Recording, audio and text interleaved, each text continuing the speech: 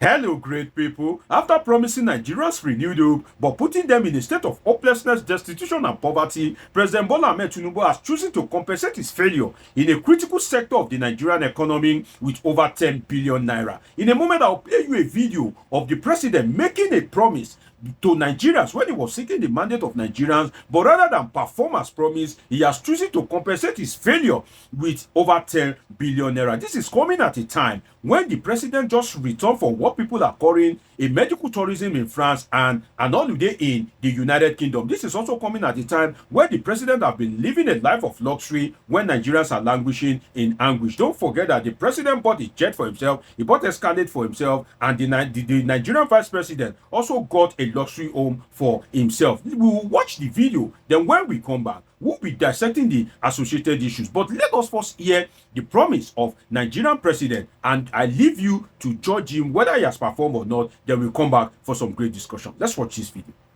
Whichever way, by all means necessary, you must have electricity, and you will not pay for estimated bill anymore.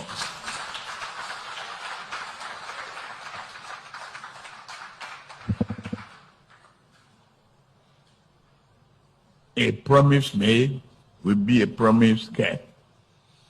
If I can't keep the promise and I come back for second term, don't vote for me. That's the truth.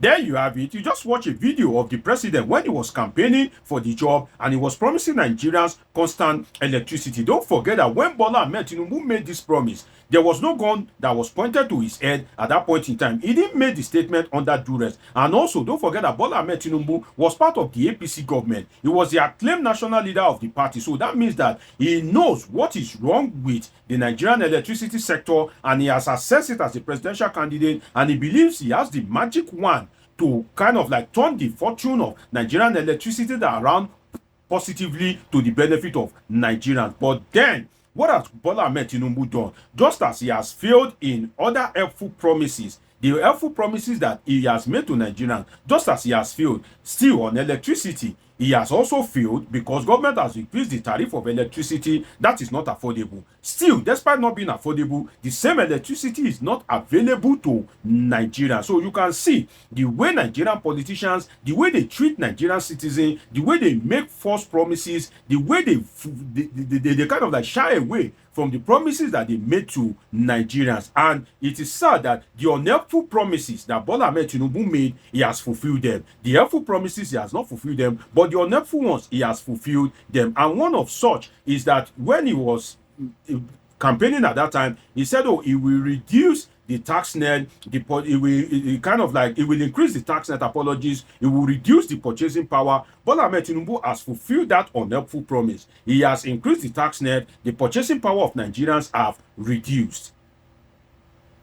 But the helpful promises, Bola Tinubu has not fulfilled them, and this is one of them. And coming at a time whereby the University College Hospital Ibadan was without electricity for 90 days, 3 months. And you can see it on your screen. You can see the news on your screen. University College, a strategic hospital like University College Hospital Ibadan, was without electricity for 90 days. Now, let us look at it. In the words of Bentham and Mills, they are said that government exists to provide succor to the greatest majority of the citizens, that any decision government must take must be to the benefit of the ordinary citizen, who happens to be the masses, and those masses always happen to form the majority in a country or a state or a community. Now, from this instance, look at how many people would have benefited if Bola Tinubu have decided to use this 10 billion naira to solve the electricity problem in University College Hospital Ibadan. Do you know what it means for a University College Hospital not to have electricity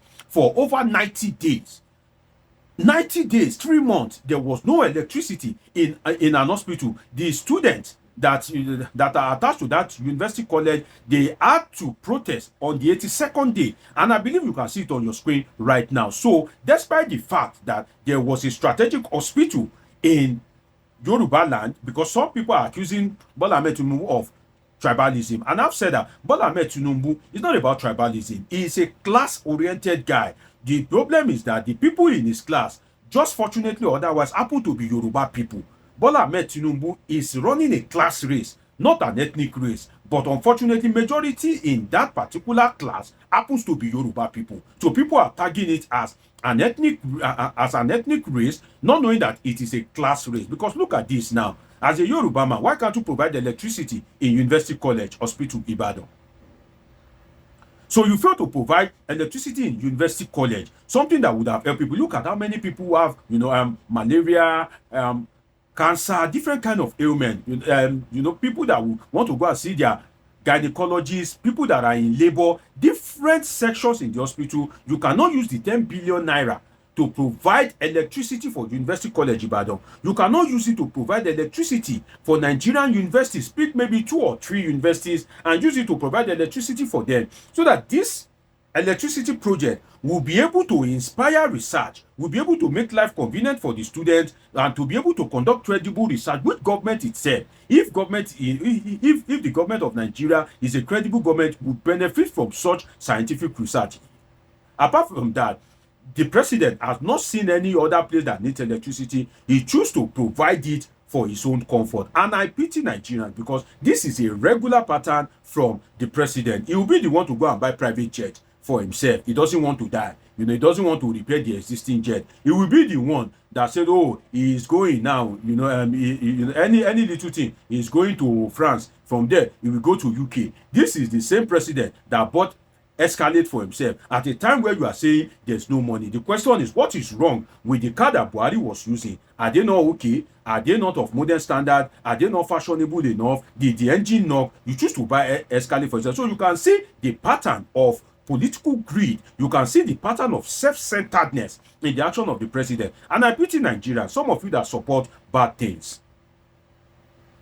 I pity Nigerians that support bad things, because the president, as he is now, he is not lacking. He cannot lack. And you that you are supporting him, you do not have electricity to power your house. And the worst part of it is that as it is now, some of the people that do not even have electricity to charge their phone will be the one coming out to support the president. And I will respond to the words of Reno Omokri, in the sense that Reno Omokri was trying to defend the president in terms of choosing to use 10 billion naira to provide electricity. First, I must say that I'm not the type that like to tackle people. I like people to shine, in the sense that Reno Omokri, as he is now, because he is operating among people of middle class brains, he is operating among people of lesser intellectual sophistry. He is shining. He is feeling like a superstar. But then again, Reno Omokri is not correct, in the sense that the government of the government of France, the government of UK, and the government of US, that he said, oh, they are also using solar energy. He has forgotten that the government of those countries, despite the fact that they decide to use solar energy in one area or the other in their seat of power, their citizens are not lacking constant electricity. And also, if you look at it now, what concerns Nigeria the most as regards this solar power project is 2 things. Number 1, the cost. Number 2, the availability. Remember, cost, availability. If you look at what Reno Omokri, the argument of Reno Omokri, addressed the issue of the cost, which is saying that, well, it is cost saving on the part of government. America is doing it, Britain is doing it, France is doing it.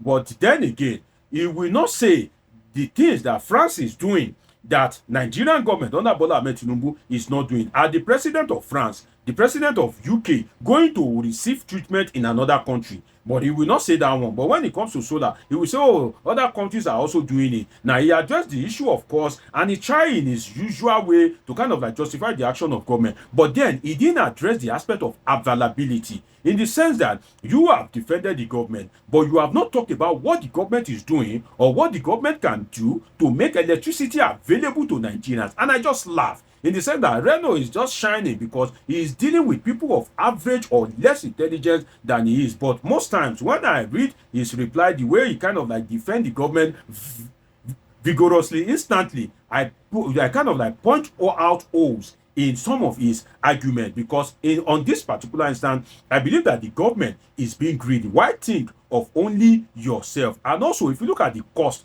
of the solar installation, 10 billion naira.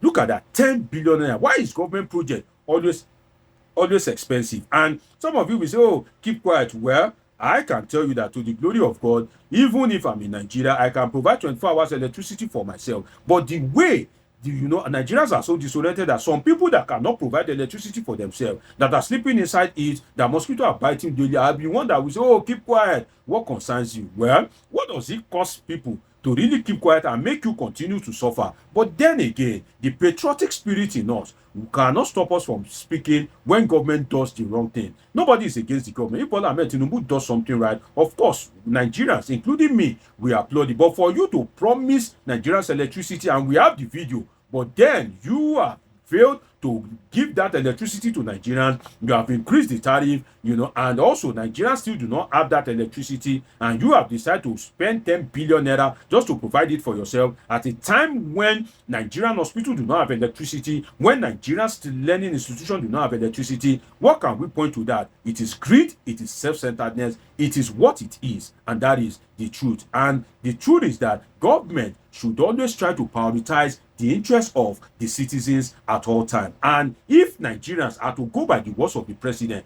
then should Nigerians vote him out in 2027, because he is the one that said it himself? But I leave that judgment to Nigerians and their conscience. It's been an interesting time with you on this episode of Politics with Dr. Solarisation. Do want to subscribe, turn on your notification button, catch up with my past videos, and of course I have great interesting videos coming your way. See you in my next video. I love you all sincerely.